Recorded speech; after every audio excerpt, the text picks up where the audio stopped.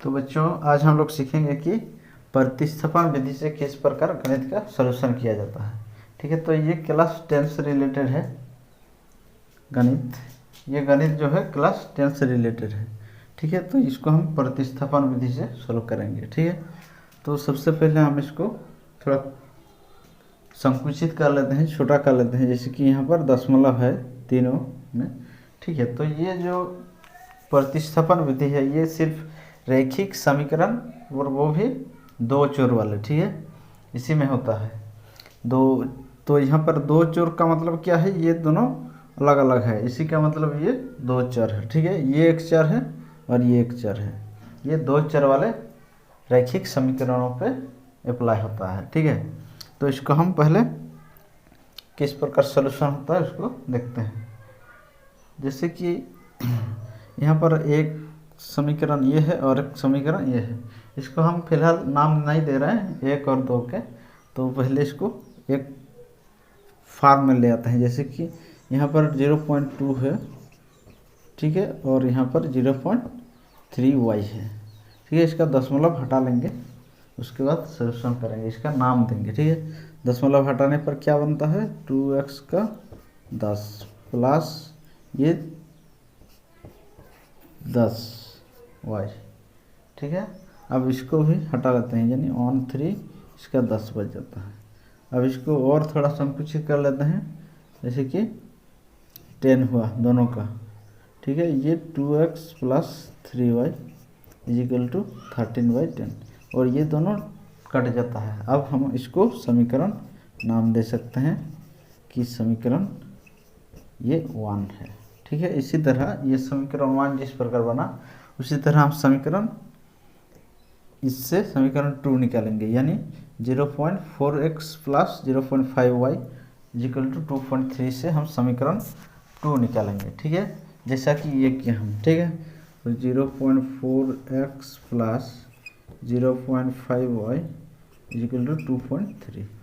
इसमें भी हम दशमलव हटा लेते हैं, जैसे कि 4x/10 प्लस 5y/10 दशमलव,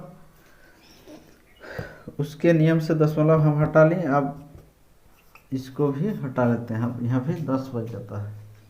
ठीक है, तो यहाँ पर अगर हम लिखें इसको निचोड़ के तो ये बनता है 4x plus 5y is equal to 2/3/10। अब ये भी 10 कट गया, ये रूल के हिसाब से जा रहा। ठीक है, बराबर चिन्ह के उस पर जो भी बराबर होता है उसको काटा जा सकता है।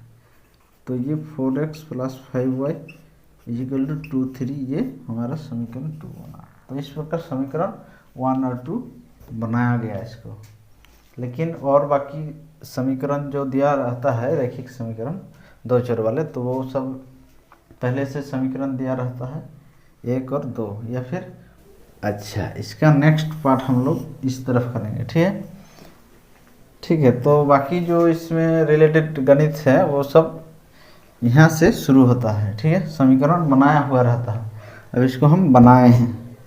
ठीक है, तो अभी शुरू करने समीकरण 1 से। ठीक है, समीकरण 1 हमारे पास ये है। तो क्या है उसमें, 2x plus 3y is equal to 13 ये था। अब इसको किसी एक चर को यानी x या फिर y को हम सिंगल करेंगे। ठीक है, फिर ये समीकरण 3 बनेगा।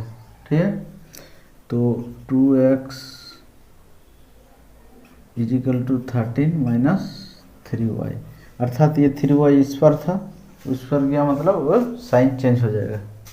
ठीक है, साइन इसमें प्लस था, उधर चल गया, इसका मतलब ये साइन प्लस में माइनस में बदल गया। तो 2x इजिकल टू,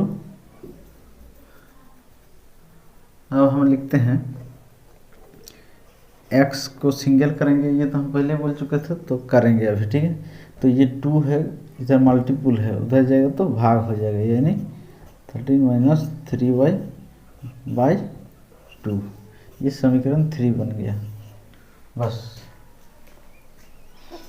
ठीक है, ये समीकरण 3 जो है समीकरण 1 से बना, इसीलिए हम इसको पुट करेंगे कहाँ पर, 2 पर। ठीक है, अब समीकरण 3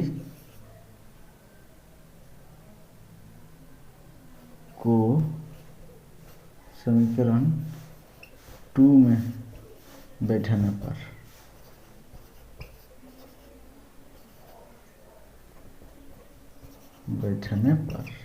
अब समीकरण 3 को समीकरण 2 में बैठा रहे हैं। ठीक है, समीकरण 2 किधर है, ये है।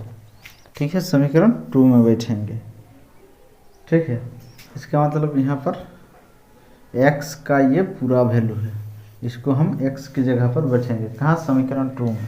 तो समीकरण 2 हमारे पास ये है, अर्थात 4x + 5y = 23।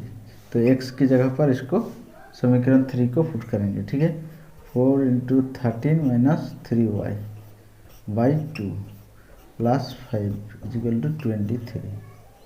ठीक है, इस प्रकार ये इससे भाग दे सकते हैं, अर्थात कट दिया तो इसको 2 बचा, इसको इन दोनों के साथ मल्टीपल कर सकते हैं, यानी 13 दूनी 26 - 3 दूनी 6 + 5y है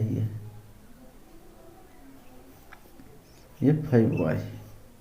ठीक है, बराबर 23। अब ये दोनों का हम जोड़ घटाव कर सकते हैं, इसको हम उस पार ले जाएंगे। मतलब जैसा राशि रहेगा, चर वाला राशि के साथ, और बिना चर वाला यानी अचर वाला को अचर के साथ। ठीक है, कैलकुलेशन कर सकते हैं। तो ये दोनों को, ये माइनस है ये प्लस है, घटाएंगे तो कितना बनेगा, -y = 23।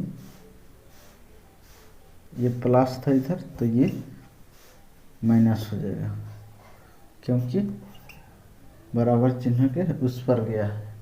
ठीक है, तो मेरे पास y बचा, ये दोनों घटाएंगे तो -3 होगा, और माइनस माइनस कटेगा तो y बराबर हमारे पास ये है। ठीक है, अब देखिए, अब आसान हो गया, क्योंकि y का मान हमारे पास आ गया है। तो y का मान समीकरण, किसी भी समीकरण पर बैठाकर इसको हम x का मान निकाल सकते हैं। ठीक है, तो x का मान निकालने के लिए y = 3 इन समीकरण, किसमें, समीकरण 3 में बैठे रहे हैं। ठीक है, हमारे पास समीकरण 3 क्या है, समीकरण 3 हमारे पास ये है, अर्थात x = 13y - 3y / 2। तो इसके जगह पर हम y का मान बैठाएंगे, अर्थात x = हमारे पास हो गया 13 - 3 × 3 ये / 2। ठीक है, इसको हम इस तरफ हल कर देते हैं ताकि यहाँ जगह कम है। ठीक है, तो x = हमारे पास आ गया 13 - 3 3 = 9 / 2। अब 13 से 9 जाएगा तो 4 बचेगा, 4 को 2 से डिवाइड करेंगे तो 2 बचेगा, अर्थात x = हमारे पास 2 आ गया, अर्थात x = 2 एंड y = 3। तो इस प्रकार ये प्रतिस्थापन विधि से हल किया जाता है गणित को। ठीक है, ये 10 क्लास से रिलेटेड था। चलिए, इस प्रकार देखते रहिए हमारा वीडियो और गणित सीखते रहिए। चलिए, मिलते हैं अगले वीडियो में।